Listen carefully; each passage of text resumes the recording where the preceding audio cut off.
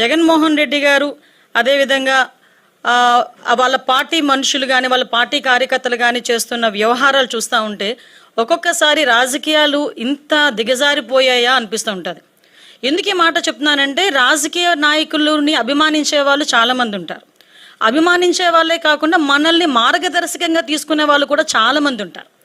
అటువంటి పరిస్థితుల్లో మన బాడీ లాంగ్వేజ్, మన మాట తీరు, మన తాలూకా బిహేవియర్ అన్నీ కూడా వాళ్ళు అసెస్ చేస్తుంటారు. అటువంటి సందర్భంలో ఈరోజు ఒక మానవత్వం లేకుండా కనీసం రాజకీయం అతని తాలూకా రాజకీయ ఉద్దేశాల ధ్యేయంగా హింసను ప్రేరేపించడమే కాకుండా హింసను చేస్తూ తిరిగి దాన్ని సమర్థించుకునే పరిస్థితులు కల్పిస్తున్నా ఉంటే ఒక్కసారి నాకు నిజంగా నేను ఒక రాజకీయ నాయకురాలుగా ఉండినందుకు కొంచెం నేను కూడా ఒక్కొక్కసారి ఇబ్బందులు పడాల్సిన అవసరం వస్తుంది. ఎందుకంటే మనం సాధారణంగా పొదిరిలోనే వైసీపీ కార్యకర్తలు అరాచకం చూసాం. అరాచకం చూసిన తర్వాత మళ్ళా వెంటనే రెంటపల్లి వెళ్ళాలి అనేసరికి మా డిపార్ట్మెంట్ వాళ్ళు కూడా, పోలీస్ డిపార్ట్మెంట్ వాళ్ళు కూడా చాలా క్లియర్గా నోటీస్ సర్వ్ చేశారు.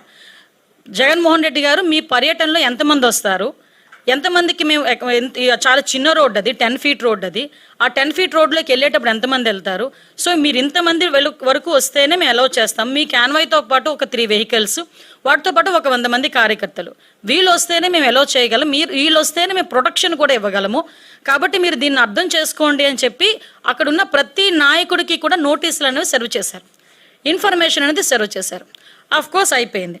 అవసరమైన అయినప్పటికీ కూడా వాళ్ళని చుట్టుపక్కల నియోజకవర్గాల నుంచి వేల కొద్దీ ఈరోజు రేపు ఇంతమంది రావాలి అంతమంది రావాలని వాళ్ళు వాట్సాప్ గ్రూప్లో పెట్టుకున్న తర్వాత మాకున్న ఇంటెలిజెన్స్ రిపోర్ట్ ప్రకారం వీళ్ళందరూ మొబిలైజ్ చేస్తున్నారన్న సంగతి తెలిసి అతనికి Z+ సెక్యూరిటీ అనే వ్యక్తిగా అతనికి ఇవ్వాల్సిన సెక్యూరిటీని ప్రాపర్ వేలో మేమందరం కూడా మేము ఇవ్వగలిగాం, ఇచ్చాం కూడా.